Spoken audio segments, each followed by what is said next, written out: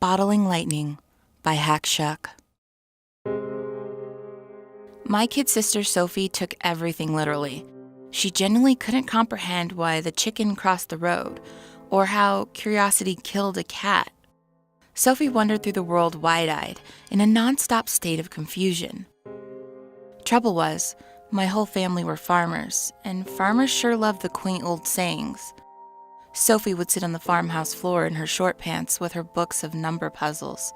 "That girl gonna fly a spaceship for NASA one day," my mom would often say, and squirm with distress while my dad and his brothers spoke of stitches in time and birds in the hand and such like. "You can't bottle lightning," laughed my Uncle Toby one stormy Christmas afternoon.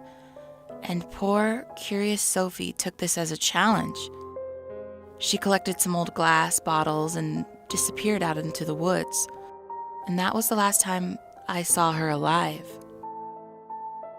I kept the small scorched whiskey bottle which they found in her hand. The weird thing is, it glowed with a small spark, and my hair stood on end whenever I touched it. I often wonder how on earth Sophie got the cork back inside the bottleneck, with her fingers little more than ash.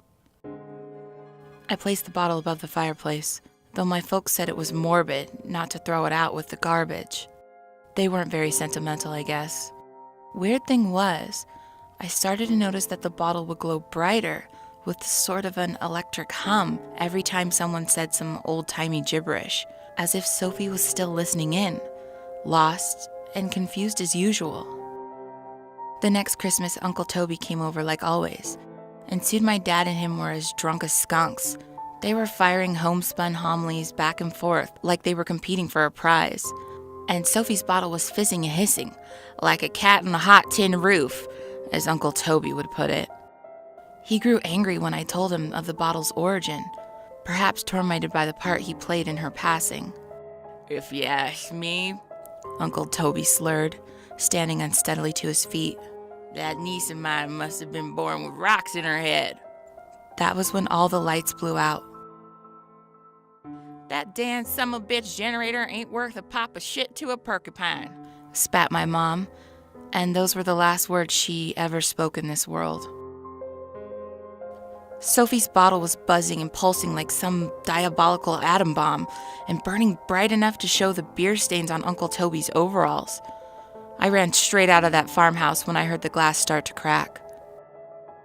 The police wrote the whole thing off as some sort of bizarre farming accident. I guess they didn't know what on earth to make of it. I heard talk of a ball of lightning, or even a unique triple case of spontaneous human combustion. All I know is that I always loved thunderstorms afterwards. And I always talk straight, as true as lightning strike. For Sophie.